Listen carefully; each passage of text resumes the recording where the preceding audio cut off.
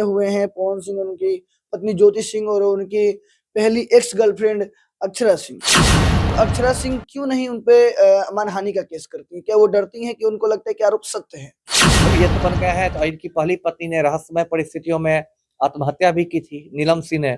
उस पर भी राम भक्त को बोलना चाहिए कि भाई आपकी पहली पत्नी ने क्या है, नायक नायिकाओं को कि उनके मतलब प्रेमी हो या प्रेमिकाएं हो या पत्नियां हो, वो बहुत मतलब तेजी से बदलती रहती हैं। आज किसी से लोग शादी करते हैं, फिर कुछ दिन बाद तलाक होता है, फिर दूसरी शादी, फिर उससे तलाक, तीसरी शादी। ये 4 साल पहले सुप्रीम कोर्ट ने एडल्ट्री को भी कानूनी घोषित कर दिया है। मतलब यदि किसी की पत्नी का संबंध किसी दूसरे के पति के साथ रहे आपसी सहमति से, तो वो भी कानूनी है। मैंने सिगरेट पीना गलत नहीं है, तो औरत का भी सिगरेट पीना गलत नहीं है। फिर तो इस तथ्य के आधार पर ज्योति सिंह के अफेयर हैं तो कोई गलत नहीं, क्योंकि पवन सिंह के पहले से अफेयर थे, दूसरे से नाजायज संबंध थे। तो क्या पवन सिंह, सवाल यहाँ पर उठता है, क्या पवन सिंह पहले इसकी जांच पड़ताल नहीं करवाए थे? पता है कि ये बेबुनियाद आरोप है।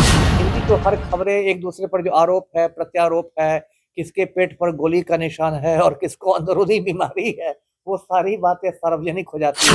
हो सकता है ज्योति सिंह जितना गुजारा भत्ता मांग रही हो, पवन सिंह उतना देने को तैयार नहीं हो, है ना? जिसकी वजह से तलाक के मुकदमे मतलब थोड़े जटिल हो जाते हैं, वो है जिसको इंग्लिश में एलिमोनी कहते हैं, या हिंदी में जिसको गुजारा भत्ता आप कह सकते हैं। दोनों अलग होना चाहते हैं, तब भी उसमें कोर्ट कहता है कई बार कि ठीक है, आप लोग 1 साल तक अलग-अलग रहिए पहले, और हो सकता है 1 साल में आपके विचार बदल जाएँ। परंपरागत जो भारतीय समाज था, उसमें तलाक को बहुत अच्छी चीज़ नहीं समझा जाता था। तो ख़ैर अब तो दुनिया भर की हस्बैंड बोलता है कि मेरे चश्मे का पावर बदल गया, अब हमको बीवी सुंदर नहीं दिखाई देती है, और इस पर कोर्ट उसको तलाक दे देता है। भारतीय अदालतों में इसलिए जटिल हो जाते हैं क्योंकि भारत का जो तलाक कानून है वो थोड़ा कठोर है। जो पश्चिमी आपने पवन सिंह, ज्योति सिंह के तलाक प्रकरण को देखा होगा, तारीख पे तारीख, तारीख पे तारीख, लगातार तारीख पड़ती जा रही है, पर निर्णय नहीं आ रहा है कि क्या तलाक होगा कि नहीं होगा। तलाक होगा तो ज्योति सिंह को कितने पवन सिंह के द्वारा रुपया दिया जाएगा, क्या कुछ मामला है?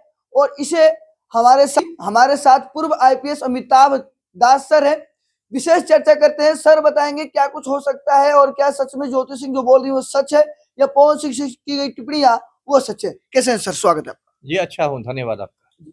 सर, पवन सिंह ज्योति सिंह मामले को आपने करीबी से देखा होगा, कैसे देखते हैं इस मामले को, क्यों नहीं निर्णय हो पा रहा है?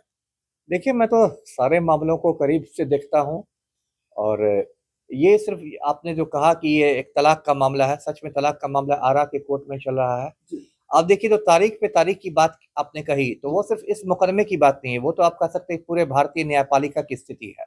उसमें न्यायपालिका का भी बहुत दोष नहीं है, इसलिए क्योंकि जितनी भी अदालतें हैं, इस देश की इतनी आबादी है, 140 करोड़ वाला हिंदुस्तान है, कि सभी अदालतों पे, चाहे वो छोटी अदालत हो या सुप्रीम कोर्ट हो, मतलब मुकदमों का बहुत ज़्यादा बोझ है ना? लाखों लाख मुकदमे जो हैं वो लंबित रहते हैं। तो और मुकदमे की पूरी प्रक्रिया होती है, उसमें गवाहों का गुज़रना होता है, उनको पढ़ना रहता है, बहुत तरह के दस्तावेज़ रहते हैं, ये रहता है। तो इसलिए वो तारीख पे तारीख वाली बात होती है। ख़ासकर जो तलाक का मुकदमा है, ये मुकदमे भारतीय अदालतों में इसलिए जटिल हो जाते हैं क्योंकि भारत का जो तलाक कानून है वो थोड़ा कठोर है। जो पश्चिमी देश हैं, अमेरिका हुआ या यूरोप के देश हैं, वो सब में तलाक कानून बहुत आसान रहता है। मतलब कहीं-कहीं तो ऐसे नियम है दुनिया में कि हस्बैंड बोलता है कि मेरे चश्मे का पावर बदल गया, अब हमको बीवी सुंदर नहीं दिखाई देती है, और इस पर कोर्ट उसको तलाक दे देता है। मतलब ऐसे-ऐसे ग्राउंड पर लोगों को तलाक मिलते हैं जो कि मतलब बचकानी बातें हैं, लेकिन फिर भी कोर्ट तलाक दे देता है। लेकिन हमारे देश में मतलब अंग्रेजों के ज़माने से और आज भी तलाक का कठोर कानून है, क्योंकि जो अ, परंपरागत जो भारतीय समाज था, उसमें तलाक को बहुत अच्छी चीज़ नहीं समझा जाता था। तो खैर अब तो दुनिया बहुत बदल रही है। तो उसमें ये होता है कि यदि पति और पत्नी में आपसी सहमति यदि नहीं हो तो तलाक बहुत कठिन हो जाता है।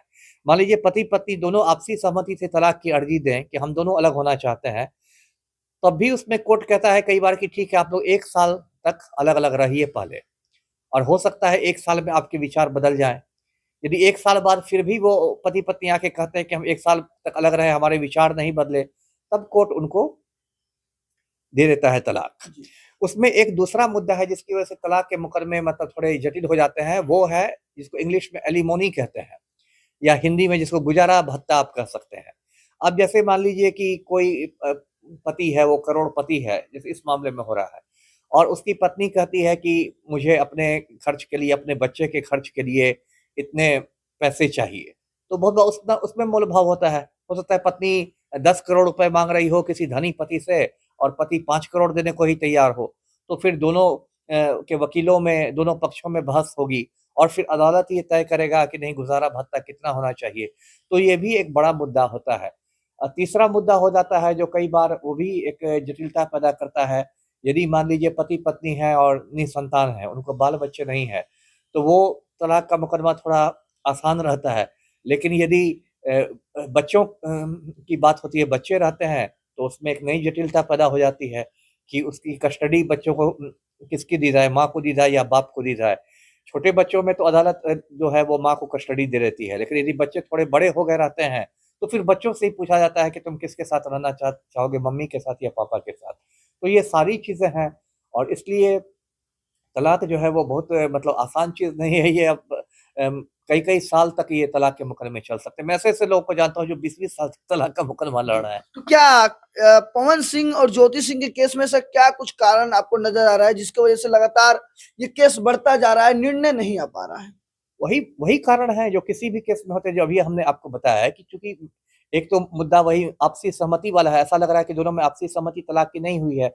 दूसरा जो मुद्दा लग रहा है वो गुजारा भत्ता से जुड़ा हुआ है। हो सकता है ज्योति सिंह जितना गुजारा भत्ता माँग रही हो, पवन सिंह उतना देने को तैयार नहीं हो, है ना? तो एक गुजारा भत्ता माँग रही हो। अब और इन लोग का जो विवाद है उसमें तो एक तीसरी जटिलता आ गई है जो किसी भी इसमें होता है, जब किसी महत्वपूर्ण आदमी, हीरो या हीरोइन का तलाक का मुकदमा होता है, तो वो तो इतना ज़्यादा मीडिया में चर्चा होने लगती है। एक आम आदमी यदि तलाक का मुकदमा लड़ता है तो मीडिया में तो खबरें कम से कम नहीं बनती है। लेकिन इनकी तो हर खबरें एक दूसरे पर जो आरोप है, प्रत्यारोप है, किसके पेट पर गोली का निशान है और किसको अंदरूनी बीमारी है, वो सारी बातें सार्वजनिक हो जाती है, जी, जो शायद नहीं होनी चाहिए नहीं होनी क्योंकि ये चाहिए। बहुत पर्सनल पर्सनल मामला है। जी। जी। सर पवन सिंह का आरोप है कि ज्योति सिंह सिगरेट पीती थी या ये भी आरोप है कि उनकी जो वाइफ थी दूसरे से नाजायज संबंध थे। तो क्या पवन सिंह सवाल यहाँ पे उठता है, क्या पवन सिंह पहले इसकी जांच पड़ताल नहीं करवाए थे?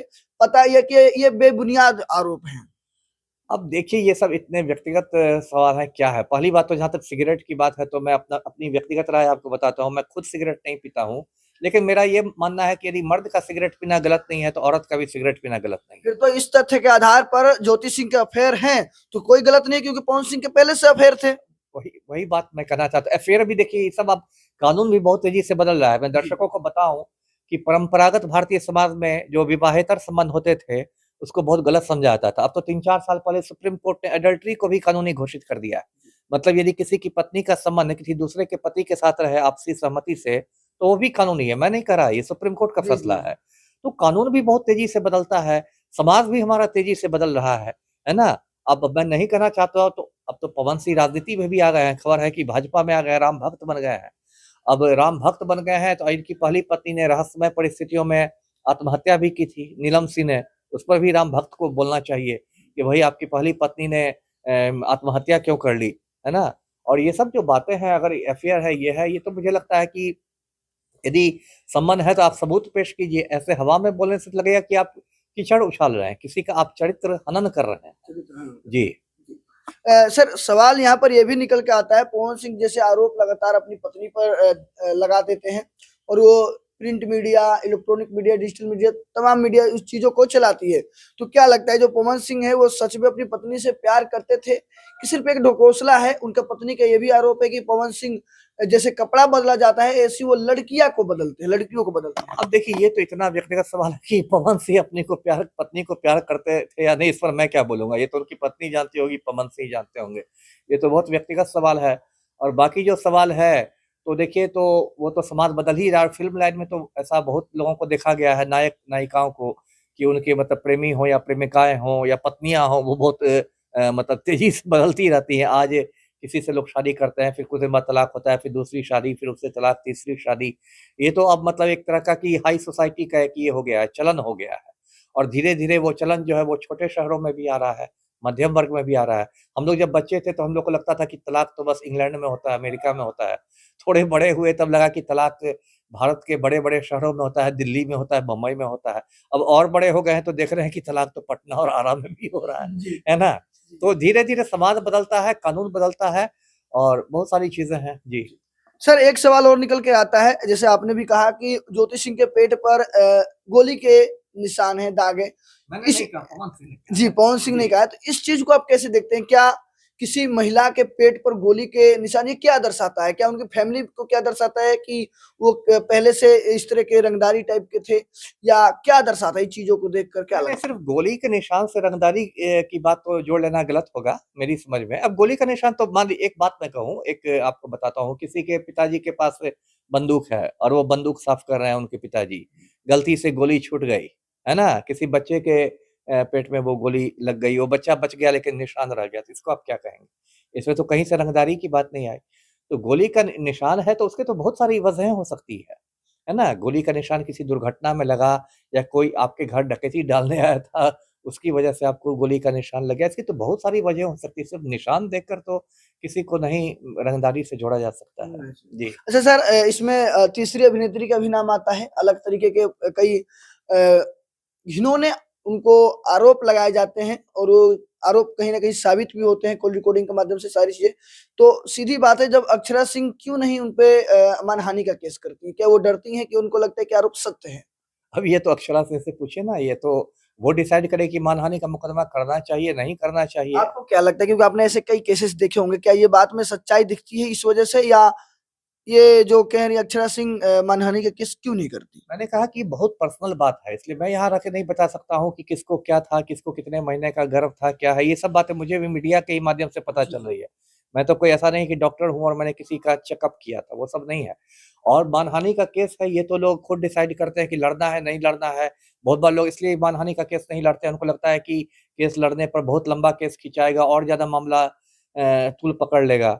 बहुत बार लोग वकीलों से राय माँगते हैं, हो सकता है कोई अभी वकीलों से राय मशविरा जारी हो, ये तो आने वाला समय बताएगा ना। जी। फाइनली सर क्या कहिएगा इस केस को लेकर, जो लगातार सुर्खियों में बने हुए हैं पवन सिंह, उनकी पत्नी ज्योति सिंह और उनकी पहली एक्स गर्लफ्रेंड अक्षरा सिंह?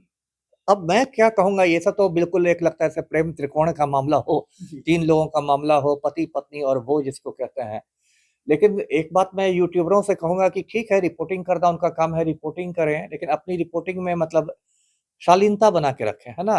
मतलब सिर्फ़ व्यूअरशिप बढ़ाने के लिए बहुत ज़्यादा मिर्च मसाला डालने की नहीं ज़रूरत है। बहुत सारे भोजपुरी चैनलों को मैं देख रहा हूँ कि सिर्फ़ व्यूअरशिप बढ़ाने के लिए मतलब वो शालीनता की सीमा पार करने लगते हैं और बहुत मतलब जिसे चीप बातें कहते हैं, वो बातें करने लगते हैं, तो वो बात नहीं होनी चाहिए।